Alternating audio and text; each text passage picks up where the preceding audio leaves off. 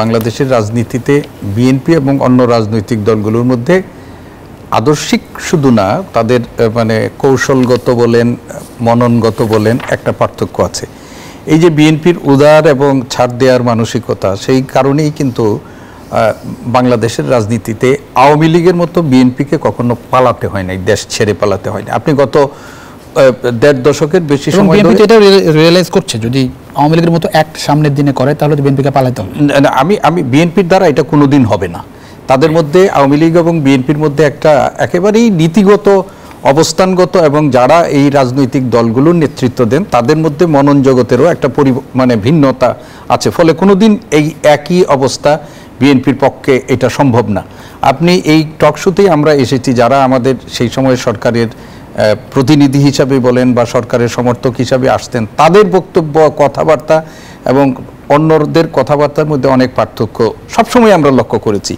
গায়ের জোরে নিজের মতকে অন্যের উপর প্রতিষ্ঠিত করার একটা মানসিকতা বিএনপির কখনো এই মানসিকতা নেই, এবং এটার যে ফল কি হয় এটা কিন্তু আমরা ইতিমধ্যেই দেখছি। আজকে যে ছাত্র সংগঠনের বা ছাত্রদের নেতৃত্বে গণ অভ্যুত্থান পরিবর্তিত বাংলাদেশে মানুষ একটা নতুন আশা উদ্দীপনায় নিয়েছিল যে তাদেরকে সামনে রেখে, কিন্তু সময়ের অবস্থানে তাদের অবস্থানগত কারণে আমরা 5ই আগস্টের পরবর্তী অবস্থান, তাদের প্রতি মানুষের যা ছিল সম্মান, শ্রদ্ধাবোধ, সমর্থন, আজকে দাঁড়িয়ে কিন্তু একরকম না। এইটা কিন্তু তাদের উপলব্ধি করতে হবে। এবং জামাতে ইসলামীও বাংলাদেশের রাজনীতিতে আমার মনে হয় যে সবচেয়ে বেশি স্পেস নিয়ে রাজনীতি করছে এখন তারা। তো এইটাকে যদি তারা অব্যাহত রাখতে হয় তাহলে কিন্তু ওই বিএনপিকে বড় প্রতিপক্ষ হিসাবে দাঁড় করিয়ে নিজেদের বিকল্প হিসাবে দাঁড় করানোর যদি মানসিকতা তাদের অব্যাহত থাকে তাহলে এটার জন্য তাদের খেসারত দিতে হবে। এবং আমি মনে করি যে জামাতে ইসলামীর মধ্যেও অনেক বিচক্ষণ রাজনীতিবিদ আছেন।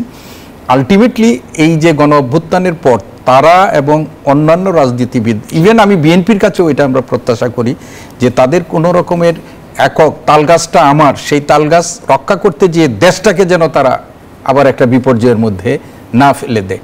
এবং এইবার যদি বিপর্যয়ের মধ্যে ফেলে দেয়, আওয়ামী লীগকে মানুষ ক্ষমা করে নাই। আওয়ামী লীগের বড় বড় নেতারা মানে যারা মানে কি বলবো যে দুর্দান্ত প্রতাপের সাথে এলাকায় ছিল, কোথায় কে পালিয়ে গেছে আমরা কেউ জানিও না।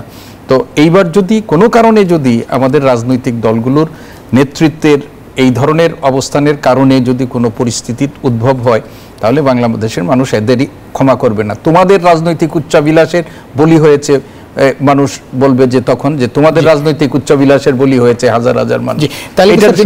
সংস্কারের ভবিষ্যৎ কি দেখছেন? সংস্কারের ভবিষ্যৎ আমি এখন পর্যন্ত আমি মোটেই হতাশ নই।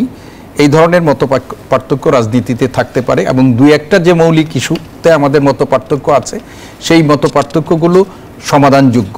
জি, এটা কোনো বাইবেলীয় কোনো কথা না। ফলে এটা আলোচনার মধ্য দিয়ে এবং বড় রাজনৈতিক দলগুলো যেগুলো আছে মানুষের বেশি সংখ্যক মানুষের প্রতিনিধিত্ব করে, তাদের যে মানে চিন্তা সেটাকে সম্মান দিয়েই সামনের দিকে এগিয়ে যেতে হবে।